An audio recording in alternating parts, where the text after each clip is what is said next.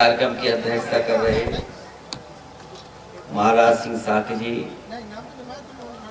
मंच पर उपस्थित समाजवादी पार्टी के पूर्व सांसद तेज प्रताप जी, सतीश राठौर जी, पूर्व एमएलसी अवधेश जी, पूर्व विधायक संध्या कठेरिया जी, समाजवादी पार्टी के विधायक हाल में ही जिनको आपने चुन करके भेजा, विजेश कठेरिया जी, मीरा यादव, नरेंद्र सिंह जी, नीरज पाल, अमित कठेरिया जी, सतीश, छोटेलाल यादव, शुभम सिंह जी, डॉक्टर गजराज सिंह, राजेश खटीक, विपिन राज जी, सुरेंद्र सिंह जी, सिंटू साग, देवेंद्र सिंह जी, देवेश साकी जी से लेकर के बड़ी संख्या में हमारे सभी समाजवादी साथी, आदरणीय बुजुर्ग, सेक्टर प्रभारी, बूथ के सभी हमारे कर्मठ कार्यकर्ता, उपस्थित समाजवादी साथी, पत्रकार बंधुओं, मैं सबसे पहले किसनी विधानसभा के सभी जिम्मेदार नेता कार्यकर्ताओं का बहुत बहुत धन्यवाद और आभार प्रकट करना चाहता हूं। साथ ही साथ हाल में ही जो चुनाव हुआ, किसनी विधानसभा के सभी कार्यकर्ताओं ने मेहनत कर करके समाजवादी पार्टी को जीत दिलाने का काम किया और लगभग 1 लाख वोट देकर के समाजवादी पार्टी को जिताने का काम किया है। और मुझे उम्मीद है कि जिस समय आप वोट डालने जाएंगे, इस बार किसनी विधानसभा 1 लाख पार वोट समाजवादी पार्टी को दिलाने का काम करेगी। यहीं बगल में चुनावी जनसभा थी, जहां मैं आप लोगों के बीच में समाजवादी पार्टी के पक्ष में वोट मांग के गया था और आज फिर मैं आपसे वोट मांगने आया हूं। लेकिन ये पहला ऐसा चुनाव हो रहा है जिसमें हमारे आपके नेताजी हमारे बीच में नहीं है। ये विशेष चुनाव भी है, किसी को नहीं पता था ये चुनाव हमें और आपको लड़ना पड़ेगा। जिन परिस्थितियों में चुनाव होने जा रहा है, आप सब जानते हैं और यहां जितने लोग बैठे हैं, कोई ऐसा नहीं है जिसका लगाव नेताजी से न रहा हो, समाजवादी पार्टी से न रहा हो। यहां बहुत सारे बुजुर्ग ऐसे हैं जिन्होंने नेताजी को बढ़ते देखा होगा, जिनका संघर्ष करते हुए देखा है। यहाँ बहुत सारे ऐसे भी परिवार होंगे जो उनके संग समय समय पर जेल में भी गए होंगे। वो आज भी उनकी यादें हैं। और जब हम लोग राजनीति में जगह जगह जाते हैं वोट मांगने, तो कई बार लोग ये बताते हैं कि नेताजी और नेताजी के साथ हम लोग फरक्काबाद जेल में थे। कभी कहते हैं हम लोग लखनऊ में लाठी खाए थे, और कभी कभी वो जो पुराने सर्टिफिकेट नेताजी के दस्तखत के हैं वो भी हम लोगों को दिखाते हैं।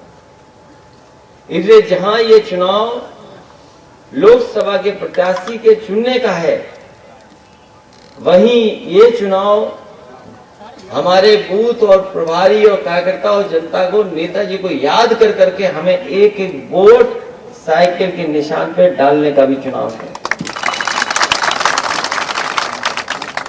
जहां नेताजी जमीन से लेकर के और जनता के लिए हमेशा संघर्ष करते रहे। वो जमीनी नेता थे, इसीलिए देश के इकलौते नेता को, जिसको धरती पुत्र कहा गया, किसी दूसरे नेता को धरती पुत्र नहीं कहा। और जो नारे भी बने हैं उनके, कभी कभी हम लोग नारे जो लगाते हैं वो बड़ी मुश्किल से बनते हैं। पूरा देश कहीं भी अगर ये कह दे कि जिसका जलवा कायम है, वो जानते हैं वो किस नेता का नारा लगा रहा है। कभी कभी नारे से हमें नेता की पहचान हो जाती है, और नेताजी ने कहां से हम सब लोगों को उठा करके कहां पहुंचा दिया। सोचो, हमें और आपको पहचान दी उन्होंने। हमें आपको पहचान मिल गई। ऐसे कम नेता होते हैं जो जमीन से उठकर के उस ऊंचाई तक पहुंच जाएं। जो लेख लिखे जा रहे थे अखबारों में, हमने आपने पढ़े होंगे समय समय पर। किसी ने कहा कि समाजवाद के वो मास्टर थे, वो शिक्षक तो थे ही, लेकिन सही मायने में अगर समाजवाद को स्थापित करने का काम अगर किसी ने किया था तो हमारे आपके नेताजी ने दोबारा समाजवाद को उत्तर प्रदेश में स्थापित कर दिया। डॉक्टर लोहिया, जयप्रकाश और तमाम समाजवादी नेताओं का कोई नाम नहीं लेता था, केवल कभी कभी लोग याद करते थे, लेकिन सही मायने में समाजवाद को और डॉक्टर लोहिया के सिद्धांतों को किसी ने भी स्थापित करने का काम किया तो वो हमारे आपके नेताजी थे, जिन्होंने इस सिद्धांत को लाने का काम किया। और छोटे मोटे काम नहीं किए नेताजी ने। हमें याद है यही जो सबसे बड़ी सड़क जो बनी है आगरा लखनऊ एक्सप्रेस वे, मैंने नेताजी से कहा कि आपको इस सड़क का शिलान्यास करना है। और जब शिलान्यास के लिए मैं बुलाने गया तो उन्होंने कहा कि कभी तुमने सैफई और पतारा रोड देखी है? मैंने कहा हाँ मैंने देखी है। बोले हमने भी अपने जमाने में सैफई पतारा रोड बनाई है और न जाने कितनी रोड बनाई है। मैंने कहा ये रोड नहीं एक्सप्रेस वे बनने जा रहा है। और जब शिलान्यास करने पहुंचे नेताजी तो उन्होंने सभी प्रेस के सामने और जितने लोग आए हुए थे उस कार्यक्रम में उनको कहा कि जब भी हम शिलान्यास करते हैं किसी योजना का, उसी दिन उद्घाटन की तारीख पूछ लेते हैं। और उन्होंने महीने दिन गिने और उसके बाद बताया कि इस सड़क का हम शिलान्यास नहीं करेंगे। हमने कहा नेताजी आप शिलान्यास क्यों नहीं करेंगे? बोले अगर ये 36 महीने में बनेगी तो पता नहीं 2017 के बाद सरकार किसकी होगी, हम और आप उद्घाटन नहीं कर पाएंगे। इसलिए अगर इस सड़क को हमसे उद्घाटन करवाना चाहते हो तो इस सड़क को 24 महीने में बना करके दिखाओ। ये बात सब देख रहे थे, टीवी पर लाइव हो रही थी। जब नेताजी ने कहा कि 24 महीने में बना दो तो सबसे पहले जो अधिकारी थे मैंने उनसे पूछा कि क्या ये सड़क 24 महीने में बन सकती है? अधिकारियों ने कहा कि जिनको ठेका मिला है ये बड़े बड़े कॉन्ट्रैक्टर हैं, बड़ी बड़ी कंपनियां हैं, अगर हम इनसे बातचीत कर लें तो शायद संभव है। वो बड़े अधिकारी ने एक एक से पूछा कि क्या ये सड़क 24 महीने में बन सकती है? उन्होंने सारे में कहा कि अगर सरकार और आपका सहयोग मिल जाएगा तो ये 24 महीने में सड़क बन सकती है। तो मैंने नेताजी से कहा कि ये 24 महीने में बनवा देंगे, अब आप शिलान्यास कर दो इस सड़क का। नेताजी ने कहा कि नहीं, इन जिन कंपनियों ने काम करना है उन कंपनियों के बड़े अधिकारियों से कहो कि कितने महीने में बना दोगे। तो नेताजी ने उन सबसे माइक पे खड़ा होकर के बुलवाया। सबसे पहले देश की सबसे बड़ी कंपनी का अधिकारी आया, उसने कहा कि नेताजी अगर आप चाहते हो कि 24 महीने में सड़क बनकर के तैयार हो जाए तो हम लोग सड़क बना देंगे। उसके बाद दूसरी कंपनी का आया, उसने भी यही कहा। तीसरा आया, उसने भी कहा। चौथा जो घबरा रहा था उसने कहा कि अगर 3 ने कह दिया तो हम भी 24 महीने में इस सड़क को बनवा देंगे। और याद कीजिए जब सड़क का हुआ था तब नेताजी का जन्मदिन था और जिस दिन उद्घाटन हुआ उस दिन भी नेताजी का जन्मदिन था और नेताजी का खरीदा हुआ हवाई जहाज उस सड़क पर उतर करके हम लोगों ने उद्घाटन करवाने का काम किया। जो सुखोई हवाई जहाज था, एयरफोर्स का सबसे बेहतरीन एयरक्राफ्ट, वो नेताजी के समय में ही भारत को मिला था। तो मैंने नेताजी से कहा कि जब उद्घाटन होगा तो सुखोई हवाई जहाज भी सड़क पर उतरेगा और उसके बाद आप इस सड़क का उद्घाटन कर देना। तो ये जो सड़क आप देखते हो देश की आज भी सबसे बड़ी सड़क है और सबसे अच्छी सड़क है। उसको सबसे कम समय में अगर किसी ने बनवाने का काम किया तो वो हमारे आपके नेताजी थे, जिन्होंने इसको 24 महीने के अंदर बनवा करके तैयार कर दिया।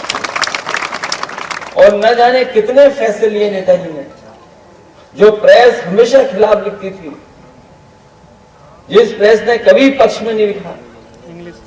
लेकिन जब नेताजी हमारे और आपके बीच में नहीं रहे तो सबसे अच्छा उसी प्रेस ने लिखा जिसने पूरे के पूरे पॉलिटिकल कैरियर में उन पर कहीं ना कहीं उंगली उठाते रहे। इसलिए आज जब हम लोग चुनाव में जा रहे हैं तो जो नेताजी ने रास्ता दिखाया है उस रास्ते पर हम लोग और आगे बढ़े और आगे चलने का काम करें। जो सिद्धांत उन्होंने दिए, समाजवाद के सिद्धांत दिए, जो आर्थिक सामाजिक राजनीतिक लड़ाई नेताजी ने लड़ी, हमारी आपकी जिम्मेदारी बनती है कि उस लड़ाई को और आगे बढ़ाने का काम करें। हम समाजवादियों को, बुजुर्गों को जो विरासत में समाजवाद के सिद्धांत दिए, हमारी आपकी जिम्मेदारी है कि नेताजी जो समाजवादी आंदोलन को यहां तक लेकर के आए हैं, आने वाले समय में इस आंदोलन को और आगे बढ़ाने का काम करें। यही चुनाव इस बात का है। इसलिए किसनी के सभी कार्यकर्ता नेताओं का मैं धन्यवाद देना चाहूंगा। यहाँ सब सेक्टर और बूथ के देखने वाले कार्यकर्ता हैं या वो नेता कार्यकर्ता हैं जो वोट के दिन पूरे दिन मेहनत करते हैं और वोट पड़वाते हैं। वैसे तो सबसे ज्यादा बूथ हम लोग जीते हैं, लेकिन अगर कार्यकर्ता और नेता जिम्मेदारी ले लें तो हो सकता है अब की सबसे बड़ी जीत किसनी विधानसभा की है। क्योंकि विकास में जो काम नेताजी ने और समाजवादियों ने करके दिखाए उसका कोई मुकाबला नहीं है। और जिन परिस्थितियों में हम और आप लोग राजनीति कर रहे हैं, जहां लोकतंत्र को बचाने का भी चुनाव है भाई, क्योंकि जिस तरह का खतरा पैदा हो गया है, जो संस्थाएं हैं उनको धीमे धीमे खत्म किया जा रहा है, जहां महंगाई बढ़ रही है, बेरोजगारी चरम सीमा पर है और सरकार जो बैठी है वो हम लोगों को, आप लोगों को गुमराह कर रहे हैं। इसलिए जहां तमाम मुद्दे हैं वहीं देश ये देखेगा कि मैनपुरी लोकसभा कितने वोटों से जीत करके आ रही है। 2 लाख से कम नहीं साहब। सबकी निगाहें हैं मैनपुरी लोकसभा पर। हम किसी का जवाब नहीं देना चाहते, जवाब देने के मंच दूसरे भी होंगे। अभी केवल हम लोगों को नेताजी की बातें लेकर के और नेताजी ने जो काम किया है, जिस तरीके से लोगों को जोड़ा है और जिस तरीके से हमें और आपको पहचान के साथ साथ सम्मान दिलाया, उसका चुनाव है। क्योंकि जब हम याद करें तो हम याद के साथ साथ उनको बूथ पर अच्छे वोट दिलाने का भी काम करें। मैं एक बार फिर अपने किसी विधानसभा के सभी कार्यकर्ता नेताओं को धन्यवाद देता हूं, बधाई देता हूं और इस उम्मीद और इस भरोसे के साथ कि जब आप वोट डालोगे तो ऐतिहासिक वोट दिला करके डिम्पल यादव को आप जिता करके देंगे। इसलिए मेहनत आपको करनी है। जो बूथ के दिन वोट पड़ता है वही गिना जाता है, जो बूथ पे पहुंच जाता है वही वोट पड़ता है। इसलिए हमारा आपसे सबसे निवेदन और विशेष अपनी महिलाओं से निवेदन है कि सब लोग मिलकर के ज्यादा से ज्यादा वोट डलवा देना, ज्यादा से ज्यादा वोट पहुंचा देना, क्योंकि पूरे देश की निगाहें अगर किसी चुनाव पर हैं तो वो आपके मैनपुरी लोकसभा चुनाव पर है। नेताजी ने मैनपुरी को पहचान दी और मैनपुरी के लोगों ने नेताजी को नेताजी बना दिया। इसलिए एक एक वोट आप समाजवादी पार्टी और चुनाव चिन्ह साइकिल पे दे देना। इन्हीं शब्दों के साथ मैं आप सबका बहुत बहुत धन्यवाद और बहुत बहुत आभार प्रकट करता हूँ। बहुत बहुत धन्यवाद राष्ट्रीय अध्यक्ष जी का, हमारे प्रत्याशी का और आप सभी का बखूबी आपने सुना। मैं मंच की तरफ से, पार्टी की तरफ से आप सभी साथियों का बहुत बहुत सम्मानित करता हूं और इसी के साथ आज की सभा की कार्रवाई समाप्त करने की घोषणा की जाती है अध्यक्ष जी की तरफ से। बहुत बहुत धन्यवाद।